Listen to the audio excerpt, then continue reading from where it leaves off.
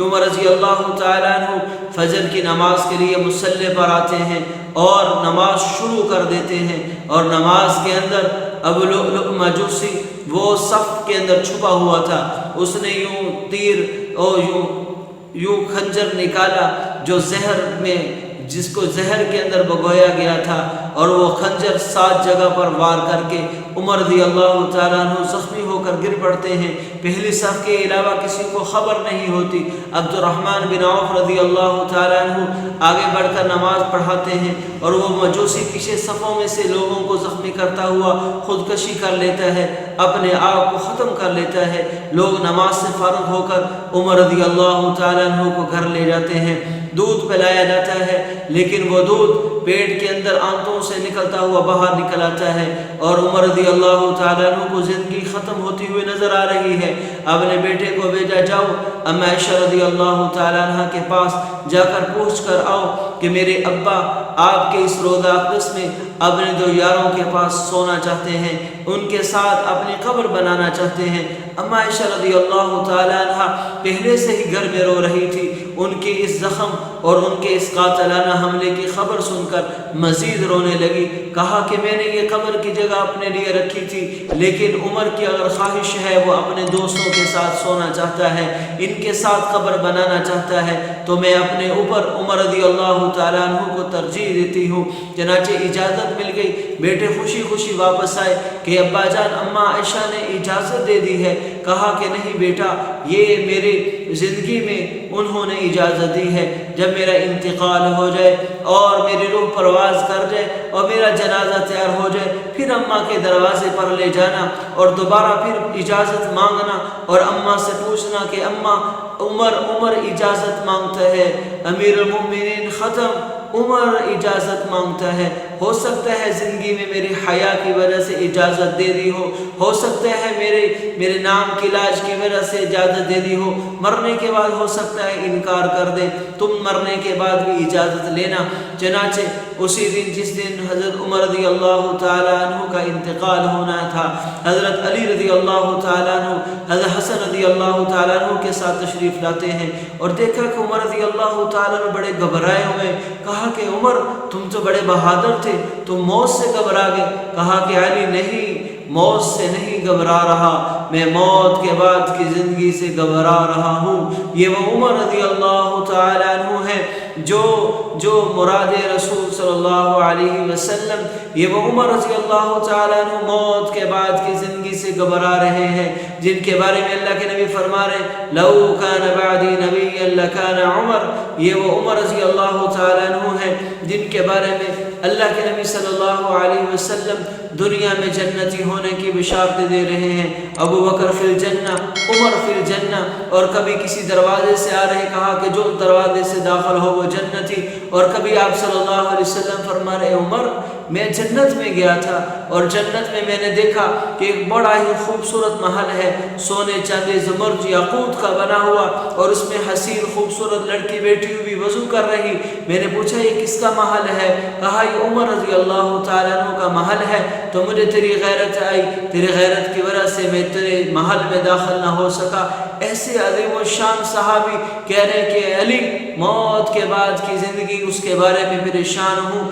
علی رضی اللہ تعالیٰ عنہ کہنے لگے عمر گھبراؤ مت،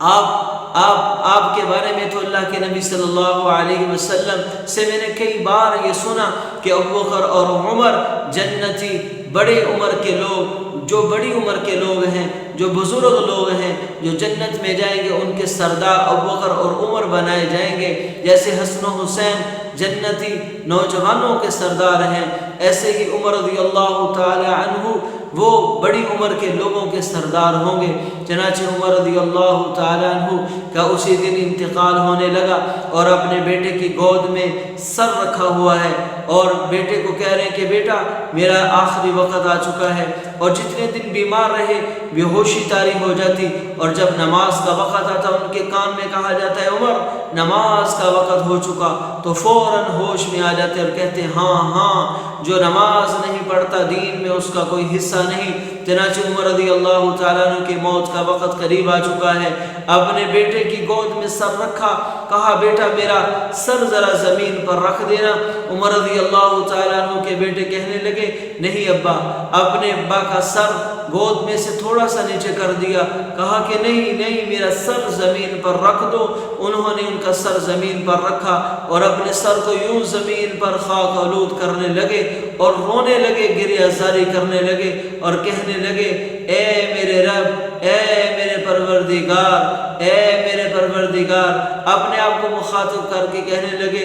ویلک یا عمر، ویلک یا عمر لولا یغفر لک ربک، اگر آپ کے رب نے تجھے، اگر آپ کے رب نے تجھے معاف نہ کیا تو تیرے لیے ہلاکت ہے، تیرے رب نے اگر تجھے معاف نہ کیا تو تیرے لیے ہلاکت ہے۔ 22 لاکھ مربع میل کا مالک اور نبوت کی زبان سے بشارت ملنے والے عمر رضی اللہ تعالیٰ عنہ یوں خاک آلود ہو رہے اور اللہ کے سامنے رو رہے کہ یا اللہ عمر کو معاف کر دینا، یا اللہ عمر کو معاف کر دینا، اور انہی کلمات کے ساتھ دنیا سے چل بسے اور ان کا جنازہ صہیب رومی رضی اللہ تعالیٰ عنہ نے پڑھایا اور ان کی میت کو جب اماں عائشہ رضی اللہ تعالیٰ عنہ کے حجرے کے بعد نصیحت کے مطابق وہاں رکھا گیا اور دوبارہ اجازت طلب کی گئی، اماں رضی اللہ تعالیٰ عنہ حجرہ سے باہر چلی گئی اور عمر رضی اللہ تعالیٰ عنہ کو قبر میں اتارنے لگے۔ ابن عباس فرماتے ہیں کہ میں نے اپنے کندھے پر ایک ہاتھ کو محسوس کیا، دیکھا وہ علی رضی اللہ تعالیٰ عنہ ہے اور وہ رو رہے ہیں اور مخاطب کر کے عمر رضی اللہ تعالیٰ عنہ کو کہہ رہے ہیں عمر یہ اس جگہ کے مستحق تم ہی تھے، مجھے پتا تھا تم ہی اس جگہ پر آؤ گے۔ میں نے بار بار اللہ کے نبی صلی اللہ علیہ وسلم سے یہ سنا کہ خرجت انا و ابو بکر و عمر، دخلت انا و ابو بکر و عمر، میں اور ابو بکر اور عمر نکلے، میں اور عمر اور ابو بکر واپس آئے، میں اور عمر اور ابو بکر گئے۔ تمام جگہوں پر اللہ کے نبی صلی اللہ علیہ وسلم فرما رہے کہ میں ابو بکر اور عمر، میں ابو بکر اور عمر، اور ایک حدیث پاک میں فرمایا ایک دفعہ آپ صلی اللہ علیہ وسلم جو مسجد میں داخل ہوئے، دائیں طرف ابو بکر، بائیں طرف عمر رضی اللہ تعالیٰ عنہ، اور کہا ہکذا نحشر یوم القیامہ، ایسے ہی ہم قیامت والے دن اٹھائے جائیں گے۔ تو عمر رضی اللہ تعالیٰ عنہ کے واہ کیا نصیب، کیا مقدر، چنانچہ عمر رضی اللہ تعالیٰ عنہ کو آپ صلی اللہ علیہ وسلم کے پہلو میں روضہ اقدس کے اندر دفن کر دیا گیا۔ آپ صلی اللہ علیہ وسلم کا ساتھ ہمیشہ کے لیے نصیب ہوا۔ یہ وہ عمر رضی اللہ تعالیٰ عنہ ہیں جو مسلمانوں کے لیے قدوہ ہیں، جو مسلمانوں کے لیے نمونہ ہے کہ مسلمان آج عدل سے دور زندگی گزار رہا، ظلم کی زندگی گزار رہا۔ عمر رضی اللہ تعالیٰ عنہ کی زندگی ہر مسلمان کے لیے پیغام ہے کہ زندگی کے ہر شعبے میں، چاہے وہ معاشرت ہو، چاہے وہ معاملت ہو، چاہے وہ عبادات ہو، چاہے وہ اخلاق ہو، عدل کو لے کر آئیں۔ اپنی تجارت میں